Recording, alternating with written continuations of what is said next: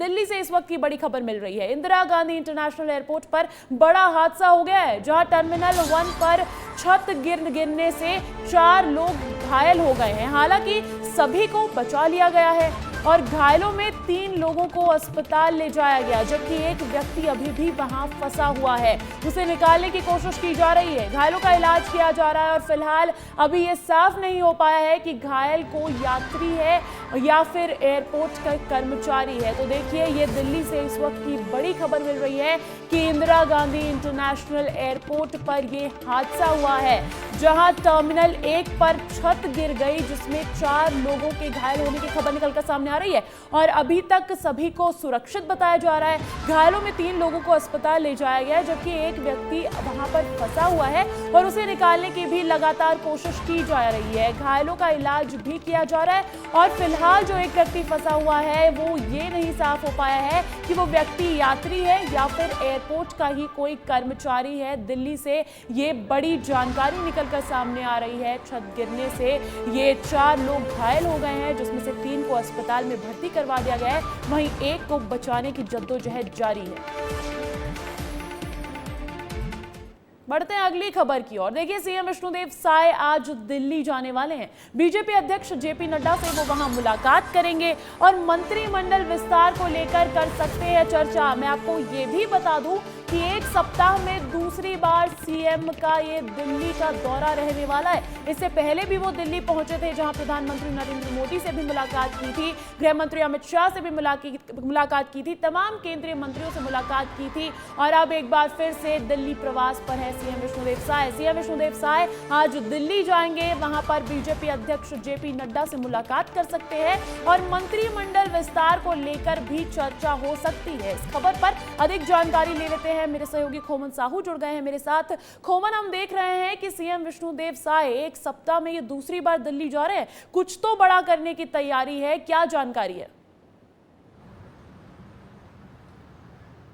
देखिए अंजलि, बड़ा ये होने वाला है कि मंत्रिमंडल का विस्तार होने वाला है, क्योंकि 2 जो पद खाली है उस पर जो है मंत्रियों के नाम पर चर्चा हो रही है और यही कारण है कि एक सप्ताह में दूसरी बार जो है मुख्यमंत्री विष्णुदेव साय जो है वो दिल्ली दौरे पर जा रहे हैं। कल देर रात की अगर बात करूं अंजलि, तो 4 मंत्रियों को, टंकराम वर्मा को, लक्ष्मी रजवाड़े और लखनलाल देवांगन, इसके अलावा श्याम बिहारी जायसवाल को रात में सीएम हाउस में बुलाया गया था। बुलाने के बाद चर्चा की गई है। अब दूसरी बार जो है जब मुख्यमंत्री विष्णुदेव साय दिल्ली जाएंगे, इसके पहले जो संगठन के महामंत्री हैं पवन साय, अजय जमवाल, उनकी बैठक दिल्ली में हो चुकी है। अब फिर से सीएम विष्णुदेव साय को दिल्ली बुलाया गया। समझा जा सकता है एक सप्ताह के अंदर छत्तीसगढ़ को 2 नए मंत्री मिलने जा रहे हैं। तो कुल मिलाकर समझा जा सकता है मंत्रिमंडल विस्तार का जो चर्चा है वो तेज हो चुकी है और आने वाले दिनों में छत्तीसगढ़ को जेपी नड्डा के अलावा और किन आला नेताओं से उनकी मुलाकात होने वाली है, उस पर क्या जानकारी है खोमन?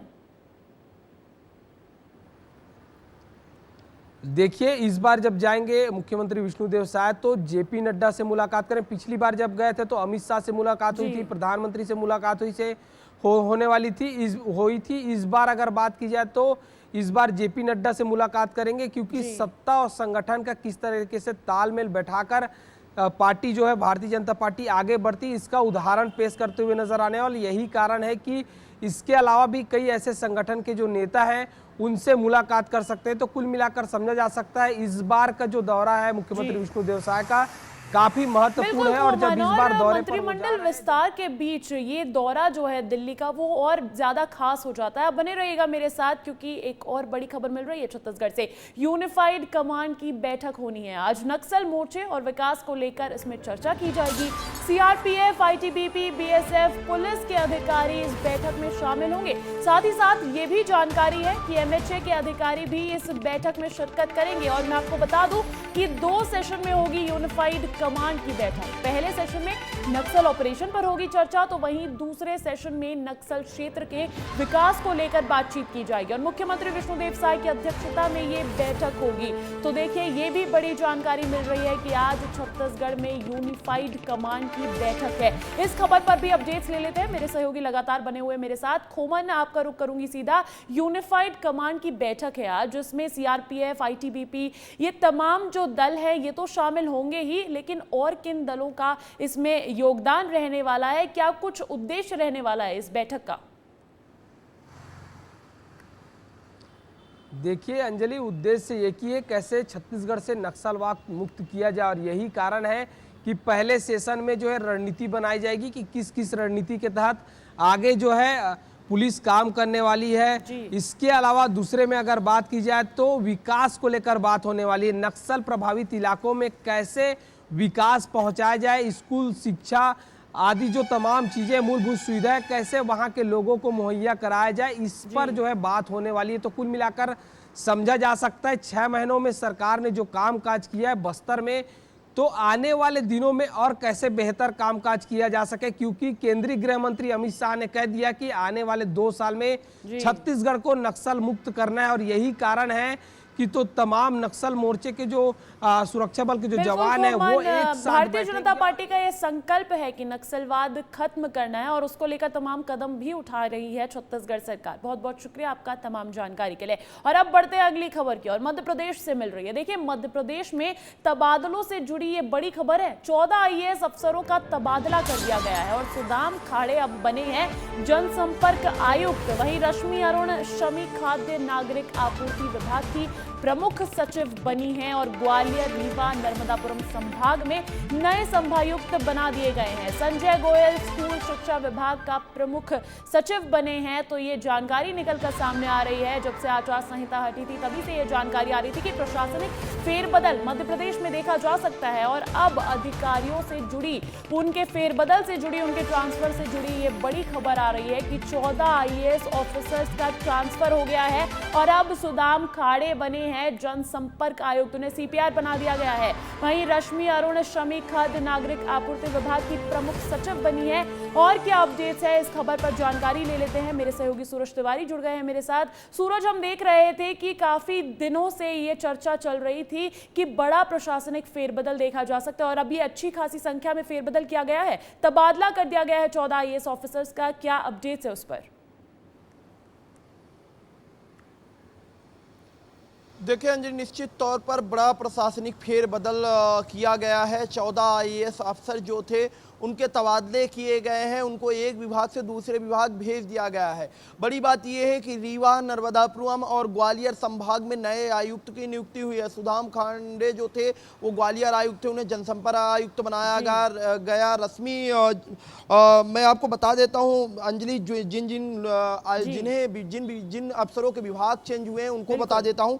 रश्मि अरुण जो थी वो प्रमुख सचिव थी स्कूल शिक्षा विभाग की, उन्हें खाद्य नागरिक आपूर्ति विभाग दे दिया गया है। इसके अलावा विनोद कुमार महानिदेशक थे अंजलि, प्रशासन एवं प्रबंधकीय अकादमी विभाग के, उन्हें संचालक बनाया गया आदिम जाति अनुसंधान एवं विकास संस्थान का। ऐसे करके जो IAS अफसर थे इनके तबादले किए गए हैं। रीवा में शहडोल के जो आयुक्त थे उन्हें शहडोल के साथ रीवा का भी प्रभार दिया गया है, क्योंकि रीवा के जो आयुक्त थे वो 30 जून को रिटायर होने वाले हैं। ऐसे करके ग्वालियर में भी नए आयुक्त के पदस्थ किया गया और नर्मदापुरम संभाग में नए आयुक्त को पदस्थ किया गया। तो 14 IAS अफसर जो हैं उनके तबादले हुए हैं और एक विभाग से दूसरे विभाग की जिम्मेदारी दी गई है। तो कहीं ना कहीं एक बड़ा प्रशासनिक फेरबदल है अंजलि। और ये सूरज, क्या आने वाले दिनों में और भी इस तरीके का फेरबदल देखा जा सकता है या यहीं पे लगाम लगा दी जाएगी? देखिए, निश्चित तौर पर अगर फेरबदल देखने को मिल सकता है, अगर नहीं मिलता तो कहीं ना कहीं विभागों को अतिरिक्त जिम्मेदारी भी दी जा सकती है, क्योंकि कभी कभी ऐसा होता है कई अफसर भी रिटायर होने वाले होते हैं तब फेरबदल होता है। जैसा कि आपने देखा कि विभागों की अतिरिक्त जिम्मेदारी जो शहडोल संभाग के आयुक्त थे उन्हें रीवा संभाग की अलग से जिम्मेदारी दी गई, क्योंकि रीवा संभाग के जो आयुक्त थे 30 जून को रिटायर होने वाले हैं। तो ये विभागों का जो फेरबदल है अंजलि लगा रहता है और सरकार अपने अनुसार जब चाहती है तो कहीं ना कहीं विभागों फेरबदल करती है। लेकिन ये जो फेरबदल है एक बड़ा प्रशासनिक फेरबदल है और निश्चित तौर पर क्योंकि लोकसभा चुनाव के बाद ऐसा माना जा रहा था कि फेरबदल हो सकता है और अब फेरबदल देखने को मिला है। कई IAS अफसर ऐसे थे जो कई सालों से आचार संहिता खत्म हुई थी तभी से ये जानकारी अंदर खाने की खबर निकलकर सामने आ रही थी कि फेरबदल हो सकता है और फेरबदल हो भी गया। 14 IAS ऑफिसर का तबादला कर दिया गया है। बहुत बहुत शुक्रिया तमाम जानकारी के लिए। देखिए, 18वीं लोकसभा में इस बार जो चेहरे चुन कर आए हैं उनमें में बड़ी संख्या नेता पुत्र और पुत्रियों की है। आप इसे राजनीति का परिवारवाद कहें या परिवार की राजनीति, मगर ये आज की राजनीति की सच्चाई है। संसद में आई अधिकतर पार्टियों में नई उम्र के वो सांसद भी हैं जिनके परिवार का कोई ना कोई शख्स राजनीति से जुड़ा रहा है। चुनाव प्रचार के दौरान प्रधानमंत्री मोदी ने गांधी परिवार की इस परंपरा को परिवारवाद कहकर मुद्दा बनाया था, मगर मोदी की अपील के बावजूद जनता ने दूसरी पीढ़ी के नेताओं को जमकर चुना। राजनीतिक परिवार की नई पीढ़ी के नेताओं पर देखिए एक खास रिपोर्ट। पीढ़ी दर पीढ़ी एक परिवार का राज, दरकिनार कार्यकर्ता, ये सियासत का परिवारवाद। इसे लोकतंत्र की खूबसूरती कहें या फिर रणनीति कि आज संसद में जो चेहरे चमक रहे हैं उनके पीछे छिपा है सदियों का लंबा राजनीतिक सफर और कई पीढ़ियों का संघर्ष। बात राजनीति में उतरे युवा चेहरों की हो रही है। बिहार हो या उत्तर प्रदेश या फिर महाराष्ट्र, राजनीति में 3 दशकों से जो मुद्दा चला आ रहा है वो है परिवारवाद। राहुल गांधी। मैं ज्योतिरादित्य माधवराव सिंधिया। मैं चिराग पासवान। मैं अखिलेश यादव। मैं डिम्पल यादव। मैं मीशा भारती। वंशवाद की जब भी चर्चा होती है तो नेहरू और गांधी खानदान से शुरुआत होती है। नेहरू के समय से गांधी और नेहरू परिवार का जो सिलसिला शुरू हुआ वो आज भी जारी है। इंदिरा के बाद संजय गांधी, राजीव गांधी, सोनिया गांधी, राहुल गांधी और प्रियंका गांधी ने कांग्रेस की पतवार संभाली। राहुल गांधी परिवार के तीसरे सदस्य हैं जो विपक्ष का नेता चुने गए हैं। परिवारवाद एक ऐसी बीमारी है जो देश के युवाओं को आगे बढ़ने से रोकती है। कुछ साल पहले एक समय ऐसा था जब उत्तर प्रदेश में मुलायम सिंह यादव परिवार से कम 2 दर्जन लोगों ने पार्टी की जिम्मेदारी संभाली, जिसमें मुलायम सिंह यादव, प्रोफेसर राम गोपाल यादव, शिवपाल यादव, उनके बेटे, भतीजी, बेटे की बहू और तमाम लोग शामिल थे। 18वीं लोकसभा में मुलायम सिंह यादव के खानदान के 5 सदस्य संसद में हैं। अखिलेश, डिम्पल, आदित्य, धर्मेंद्र और अक्षय यादव। कहा जा सकता है कि मुलायम सिंह यादव ने जो छोटा सा पौधा लगाया था वो अब वटवृक्ष का आकार ले चुका है। संयोग ही कहें कि बिहार की राजनीति में भी चमकता चेहरा लालू प्रसाद यादव का परिवार है। पहले लालू, फिर पत्नी राबड़ी देवी।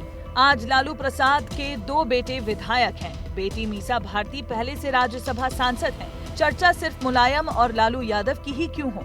पूर्व केंद्रीय मंत्री दिवंगत रामविलास पासवान के परिवार को भी राजनीति खूब रास आ रही है।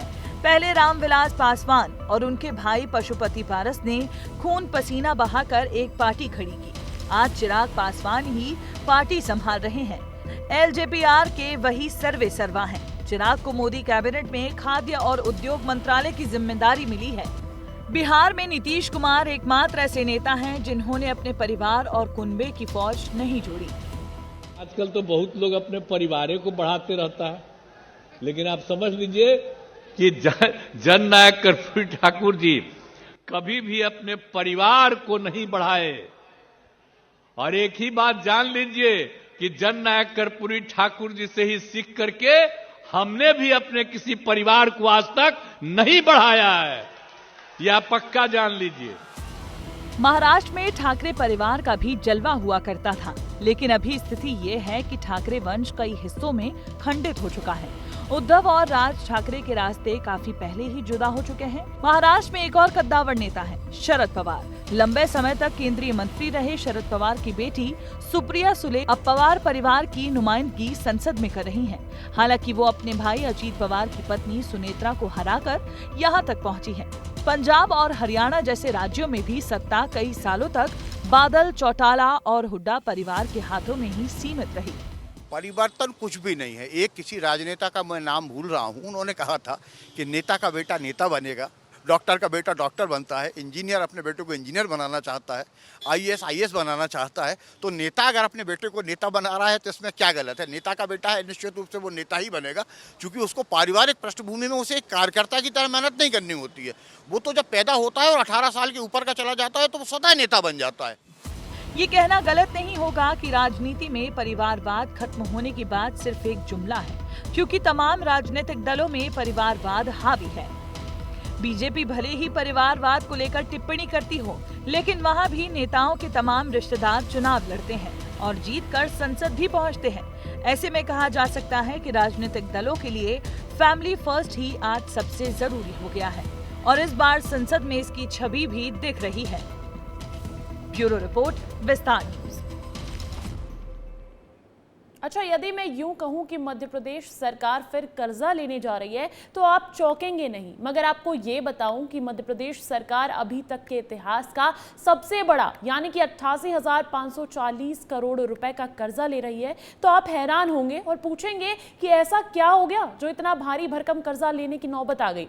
तो आपको बता दें कि चुनावी साल में फ्रीबीज के कारण प्रदेश को इतना बड़ा कर्जा लेना पड़ रहा है।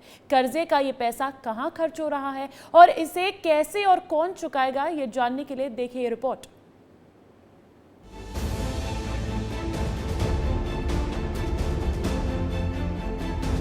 पूरे प्रदेश की बहनों को आज शिवराज वचन दे रहा है, वचन।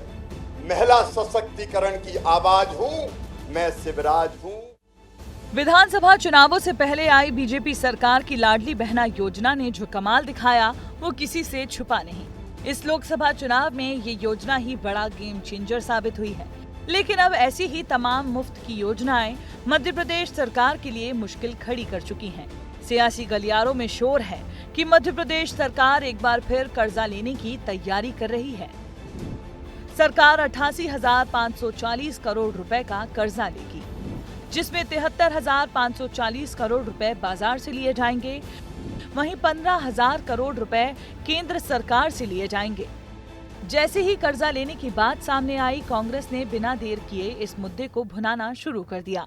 पूर्व मुख्यमंत्री कमलनाथ ने ट्वीट कर मोहन सरकार को आड़े हाथों लिया और एक्स पर पोस्ट किया, कर्ज में डूबी मध्य प्रदेश सरकार की हालत ये हो चुकी है कि अब इन्हें कर्ज का ब्याज चुकाने के लिए भी कर्ज लेना पड़ता है और अब इस पर सियासत भी तेज हो गई है। देखिए, कांग्रेस पार्टी ऐसे हर काम का विरोध करेगी जो गरीब के और आम जनता के हित का हो। मध्य प्रदेश की यदि वित्तीय स्थिति की बात करें तो मध्य प्रदेश की वित्तीय स्थिति सबल और सशक्त है। राजकोष की सीमा के भीतर मध्य प्रदेश की सरकार कर्ज लेती है, कर्ज की पात्रता के भीतर कर्ज लेती है। ये कांग्रेस की बंटाधार सरकारों के जैसे नहीं कि जब कर्ज लेने के लिए ब्याज चुकाने का पैसा नहीं था, संपत्तियां बेचनी पड़ती थी, ओवरड्राफ्ट करना पड़ता था, कर्ज गिरवी रखना पड़ता था। 15 लाख हजार करोड़ की जीएसडीपी मध्य प्रदेश की, उसका हम 3.5% कर्ज ले सकते हैं, उसके भीतर कर्ज है हमारा। आप लगातार कर्जा ले रहे हो और कर्जा लेके और बांट रहे हो और दूसरे जितने भी विभागों के मद हैं उसमें से पैसा निकाल कर, चाहे वो आदिवासियों का मामला हो, चाहे अनुसूचित जाति वर्ग का मामला हो, चाहे सामाजिक न्याय वालों का मामला हो, चाहे शिक्षा का मामला हो, चाहे स्वास्थ्य का मामला हो, वहाँ से पैसा निकाल कर आप इस तरह से बांट रहे हो। फिलहाल प्रदेश सरकार की कुल आय 2.52 लाख करोड़ रुपए है और वहीं रेवेन्यू एक्सपेंडिचर पर खर्च 2.51 लाख करोड़ रुपए है, यानी सिर्फ 443 करोड़ रुपए सरप्लस का बजट है। अब ये भी जान लीजिए कि प्रदेश सरकार कौन कौन सी योजनाएं चला रही है। सबसे पहले लाडली बहना योजना, जिसका सालाना खर्च 18,000 करोड़ रुपए है।